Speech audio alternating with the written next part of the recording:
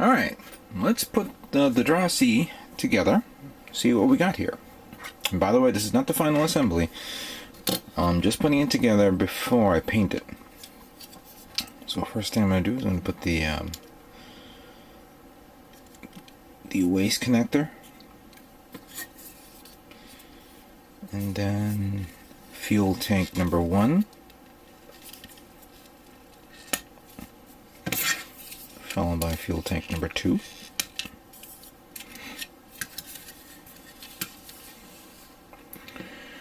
Now, right arm, followed by the left. And by the way, as you can see, I've painted the inside. As it bleeded out a bit, and I've been doing like layer after layer, like about 4 to 5 layers, so that way I get a consistent paint job. Before I start painting, I'm going to cover these up. So I'm going to put that here. Then we hook up the hand for the machine gun, like so. And then we hook up the shield. No, it's the other way around. Hang on a second. So turn that around like that. There we go. Whoops.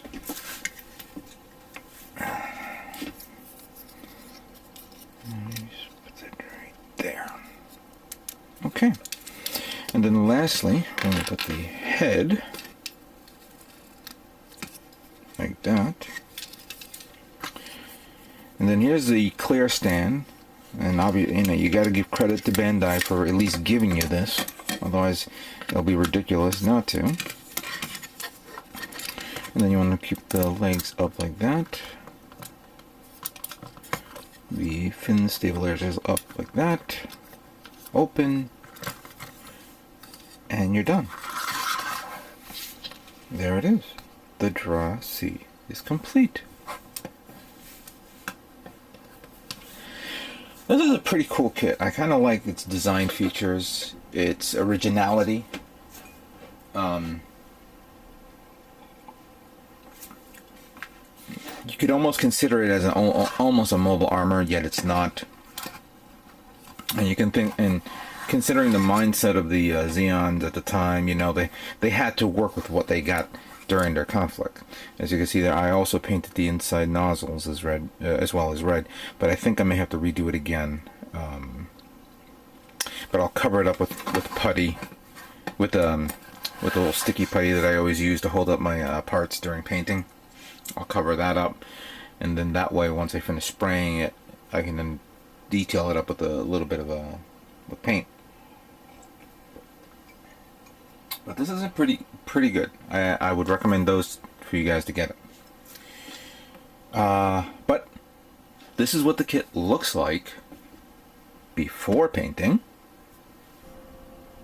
And here it is what it looks like after painting. Came out pretty good, to say the least. This cold weather was not too bad.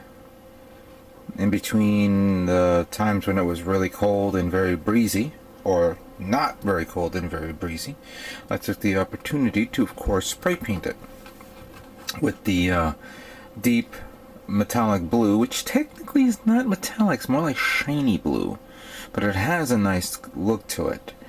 And of course the the other color that I'm forgetting, the aluminum silver color paint.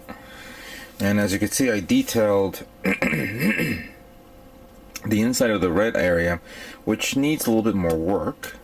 Yeah, let me bring it to you guys so you can see it. Let me bring some light here. I don't know if that is viewable. I did paint this. Came out pretty good. The umbilicals. The trim wise is pretty good, but for the head, as you can see, I had to the original design for the head, the inside would have been black, and it didn't look right for some unknown reason. If I decided to put black with a darker blue, you won't be able to see it. So I used this marker, which I got recently around the area, so that came out good. Now, with all this happening, I neglected to tell you guys something. That this kit was more than just a build and more than just a paint job. It was how can I pronounce this? How can I say this? This was an experiment. An experiment on some possibilities. Some radical ideas that, well, it's probably not, how can I say this? It's not uncommon for model builders to do this.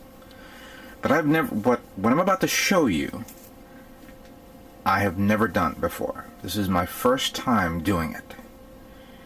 And hopefully, I will do it on future builds. Obviously, you guys are noticing that it's missing the mono eye. There's a reason. Because, I'll take this off the base. Because I did, where are you? Okay. Because I did this. That is right. I put an LED on this kit.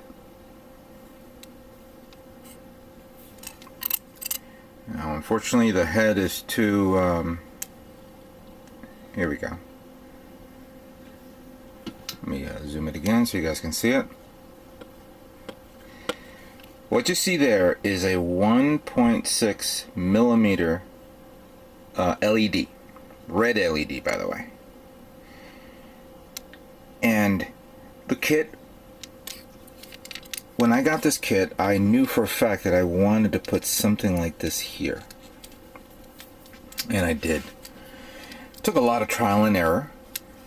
I had to learn on my own about electrical outlets and power consumption and soldering, lots of soldering, but the end result came out perfect.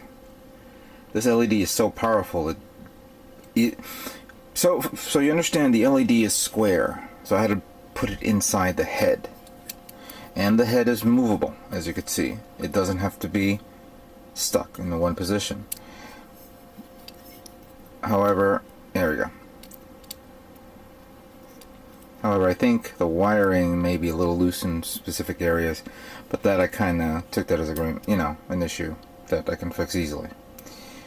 I put the battery inside the body, which can easily be removed if I want to, and under here, there's the switch. It's a push switch, so it's easy to take this. Let me see if I can do it. And did I turn it off? No. To do this. Come on. There we go. So now it's off. And then if I push it in again,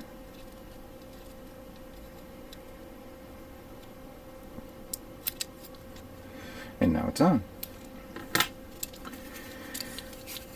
I like to thank HQO Parts for sending me the LEDs that I ordered.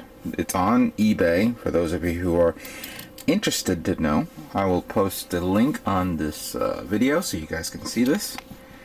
I did it came out really good. I really enjoyed setting this up for the very first time. I apologize to those of you in advance.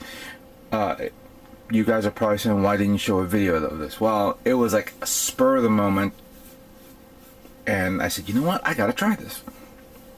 And granted, I didn't put it on video, but it would have been hours because I really did a lot of work on this. But I'd like to thank, also I'd like to thank some other people on YouTube who gave me some inspiration. One person that right now his name escapes my mind. I think it's, if you can give me a second, I'll pull it up. I know his name because it begins with a D. DZip 3011, who's been doing a lot of Gundam builds and putting LEDs in his kits. I want to send out a shout out to him, saying thanks for some information and some great tutorials that he put up. So for those of you who haven't seen his channel, go to his channel right now. He is DZip 3011. I'll post it on this video, so you guys can go check his channel. He does great LED work, and I'd like to thank every other person that I right now can't remember. So that is it. I am done with the Dra-C. I hope everybody enjoyed the build. I guess all I can say is stay tuned for more Gundam models yet to come. Take care.